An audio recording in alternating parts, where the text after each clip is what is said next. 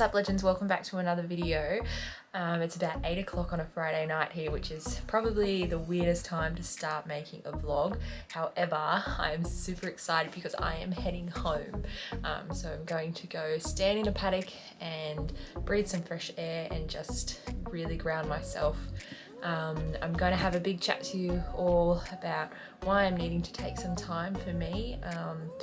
But that will come later in this video. Right now I have to pack and I will catch up with you tomorrow when I'm on the road. Okay.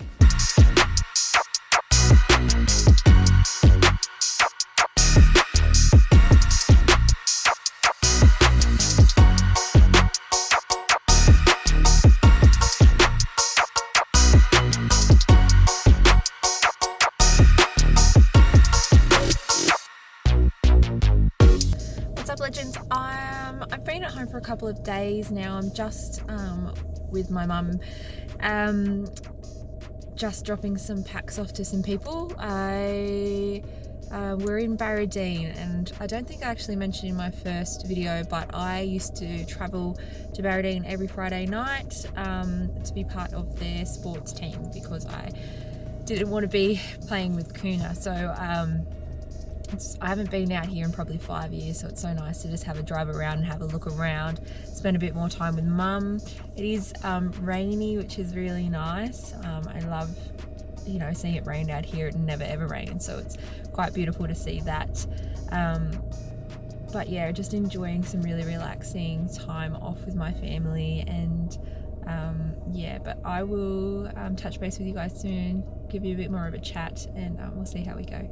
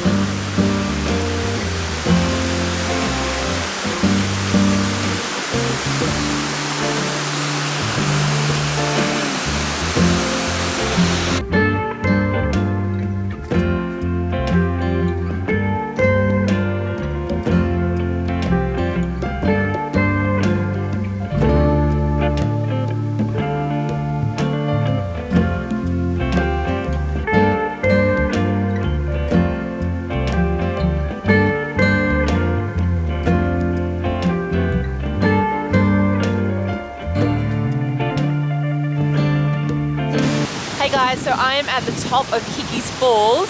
I was going to do a bit of a sit down chat while I was up here, but the waterfall is going off today, which is so nice. I haven't seen it running like this for years, and it's a bit too noisy, so I will chat to you guys when I get back home.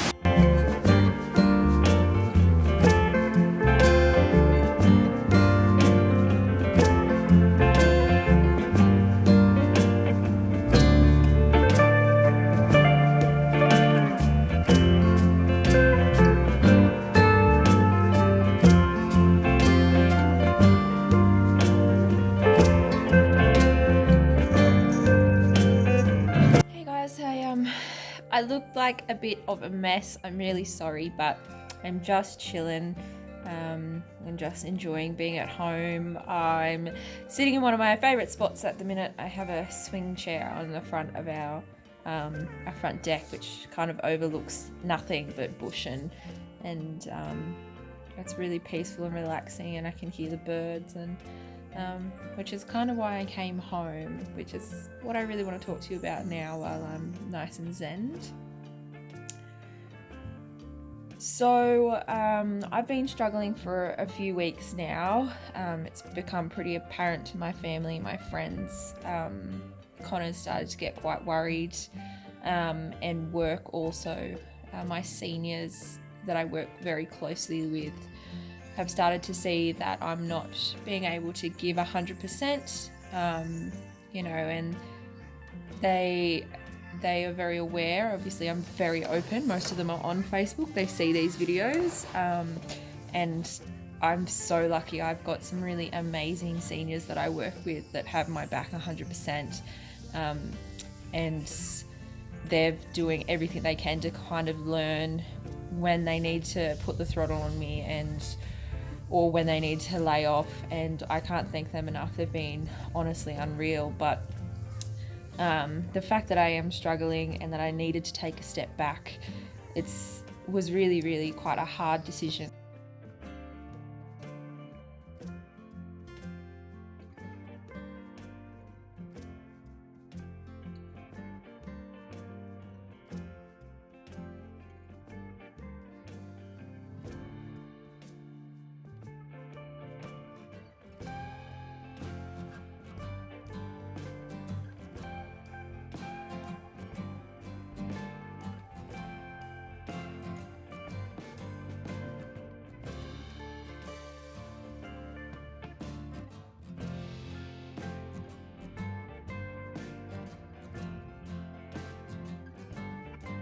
The main reason for that is this idea that, you know, the first year out, your first year working, your first year with a company, you can't take leave.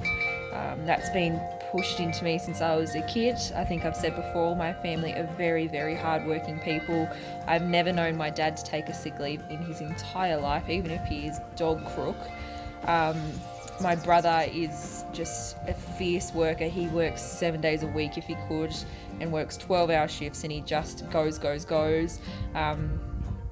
And it's just this idea also that once you start the allocation program itself, that you're not to take leave for a year, and that's actually in the initial layout of the program. It's part of the deal that you sign up to. And so I was really quite scared to even ask for leave. I was just in this headspace of, you can't go anywhere. You can't even ask for it. So I never did. And it was actually that my seniors approached me and said, look, what do we have to do to get you in a better mindset? Because we can see that you're not well. We can see that you're not happy, and you should be, as shit as this year is, because there's no other way of saying it, it's a shit year. You should be able to find some peace and some form of happiness in your role and where you are at the minute. So how can we help with that? And I was really lucky that they said, if you need a week to go home, to refresh, to stand into a paddock, then do that. So that's what I've done. I've come home. I've been all over the place. I'll put some different shots in, and you'll see my next few weeks of vlogs will be done from here. But in terms of why I feel like I'm spiraling, I think is the best way of saying it. And this is probably the first time that I have had mental health issues that I've been able to catch myself, and that I've been able to say, hold on, I'm not okay, I'm slipping, and I feel like I'm spiraling out of control. Whereas every other time, it's either been a very close friend or Connor that said to me, mate, what's going on? Are you okay? And we've kind of had to work through it together. So I thought it was a really good thing that I was able to see it, but that it was about recognizing what's triggering you, what's not going right for you. And I think that the biggest player in that is being in Sydney. I'm not a Sydney girl. I'm very much a rural girl. I like my space. I like being able to go and sit in a backyard. I like to be able to listen to the birds. I like to not have noise constantly. And I think if you're from Sydney, it's hard to appreciate because you're so used to the noise. But I've been there for 3 months and I still can't block it out. I just feel so, I don't know, confined and claustrophobic almost of the space that I'm in, even if I'm outside, because there's always people, there's always noise, there's always traffic. It's just not a good space for me. I also leave quite early, so I leave in the dark, I get home in the dark, and so I have to exercise inside if I do exercise, except for on the weekends. And part of exercising as a strategy for me is that I do it outside, is that it gives me a chance to be grounded. I'm someone who has to physically touch the ground each day. I feel like I've just been cooped up in a cell if I haven't physically touched some grass or something. So I find that so hard to exercise inside. And again, I'm not escaping my space. I might be using my body and my mind in another way, but I'm still in that one space, and it's not, it just doesn't work very well for me. And again, like, I know this is some people's lives, is what they've grown up with, and like they love that, and that's awesome, that's amazing. But I've come from, having quite a lot of space, and even in Newcastle, I had a backyard, I had a heap of native plants, and I had birds everywhere all the time. I have George there. And I think that's obviously another reason is that I'm so far away from my personal network. So my really close friends, up the coast, so up in Coffs or Port. Connor's obviously in Newey still, and I have friends on the Central Coast that I could see, but it's really hard. And I have a couple of friends in Sydney, but not my really close support network. It's also so much further for me to get home. It's now, a 5.5 to a 6 hour drive instead of a 4 hour drive, which means I can't do it on the weekend unless I have at least 4 days to do it. I just get so zombie and zoned and just gross if I do that trip by myself. So it's been really challenging. And I think being oversaturated with COVID, being in a hospital environment, so it's all we talk about at work, and more than that, it's people's opinions, I think, is what I'm getting oversaturated with, more than actual facts of what's going on. Like, you can turn the news on and you can see the numbers and you can see the hotspots and blah blah blah blah blah, but then it's people at work going, I think this is going to happen, I think this part of something or other is going to get locked down, I think we'll be going back to this. And that just kind of what if, and it's constantly in your mind and you can't get away from it. There's no way I can get away from COVID talk anywhere. And I know that a lot of people are feeling that at the minute, but working in a hospital, it's probably the worst environment for me at the minute. And it's hard. I'm not enjoying my role. I don't know if that's all of the other environmental factors that are then playing into me not enjoying my work. I haven't worked that out. I don't think I will, but that's okay.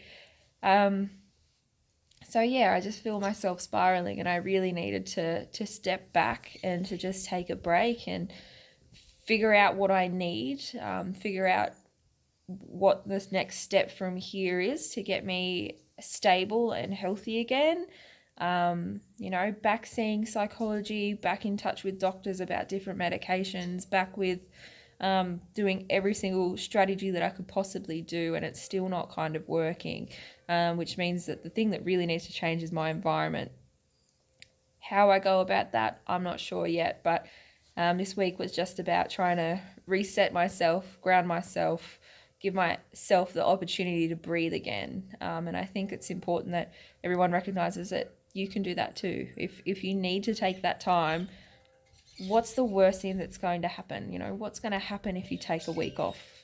Like, it might be a little bit more work when you get back, might mean that somebody else might have to do a little bit more work for that 1 week.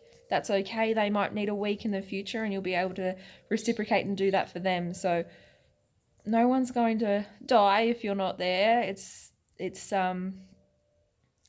you need to look after yourself. You can't pour from an empty cup. And that's what I've been trying to do. So back home, trying to fill my cup up, trying to work out my next move, and just trying to get myself grounded again. But I hope everyone is keeping well. Thank you again so much for all your support continuing. Remember to like my video and subscribe, and if you're feeling up to it, maybe share it with some of your friends, because I'd love to grow my channel a little bit more and reach a few more people. So thank you all for watching, and I will touch base with you very soon.